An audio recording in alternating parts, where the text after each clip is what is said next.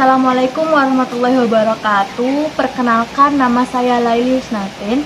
Saya berasal dari Prodi Pendidikan Bahasa dan Sastra Indonesia, dan kali ini saya akan menjelaskan tentang usahawan muda yang tentunya kita kenal dia. Dia sangat terkenal. Dia juga merupakan putra seorang presiden, yaitu Kaisang Pangarep. Saya akan menceritakan dia sebagai usahawan muda yang sukses di dunia bisnis.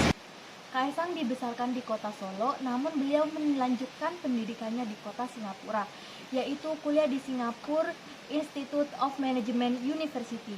Kaisang terinspirasi dari kakaknya lantaran Gibran Rakabuming lulus di Anglo Chinese School International dengan mengambil program internasional baccalaureate. Berbeda dari saudaranya yang lain, Kaisang sangat aktif di sosial media.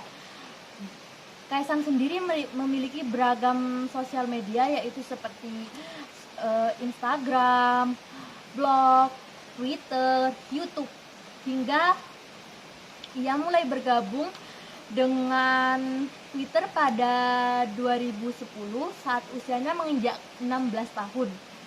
Kemudian tahun berikutnya memiliki blog dan disusul dengan Instagram tahun 2012. Mulai aktif bersosial media saat ayahnya menjadi gubernur Jakarta pada tahun 2012, namun lebih aktif lagi pada tahun 2014 setelah ayahnya menjadi presiden.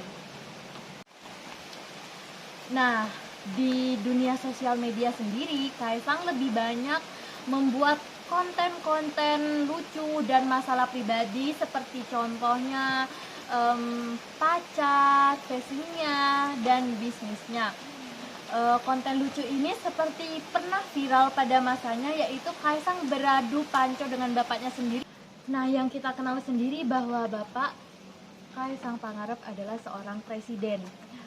Meskipun video ini tidak dilakukan sampai akhir, tapi sukses membuat nama Kaisang naik, dan begitupun bisnisnya naik karena video tersebut. Ditambah lagi momen lucunya ketika Bapak Jokowi mengatakan bahwa dirinya akan encok.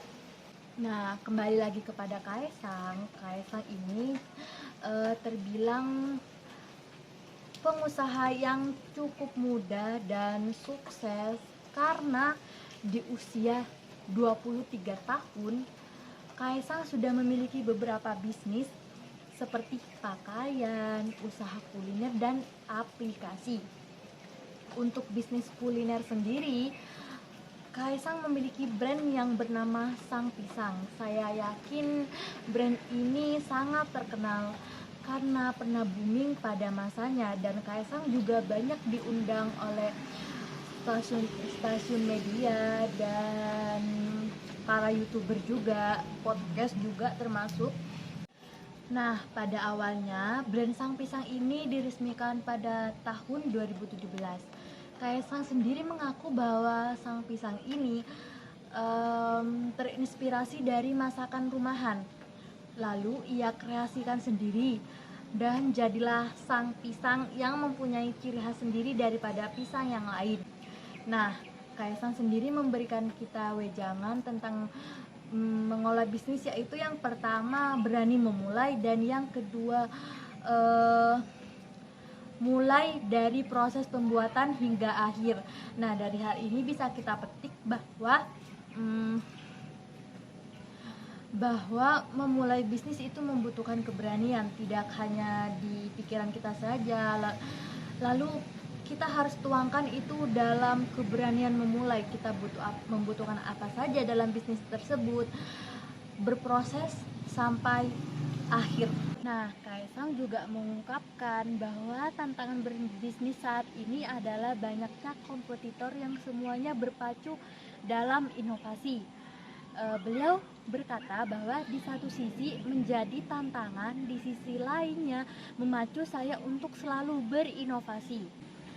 Nah, teman-teman, yang sangat saya banggakan dari seorang Kaisang ini, yang pertama, dia menyatakan bahwa modal bisnisnya 100% pure dari hasil dia membuat konten di YouTube dan hasil endorse. Bahkan meskipun ayahnya seorang presiden, beliau tidak meminta dari ayahnya. Dan yang kedua, eh, beliau berani untuk memilih jalan yang berbeda. Bahkan ketika kakaknya dan ayahnya memilih jalan politik, beliau memilih jalan bisnis untuk mengantarkan dirinya kepada kesuksesan di masa depan. Nah, kesimpulan yang dapat kita ambil dari kisah hidup seorang Kaisang tersebut yaitu kita harus berani berdiri sendiri. Bahwa pada awalnya Kaisang berdiri sendiri membangun sosial medianya, Instagram, Twitter, YouTube, bahkan mengantarkan nama seorang Kaisang menjadi public figure yang kita kenal. Dan yang kedua, kita harus berani memulai dan berproses.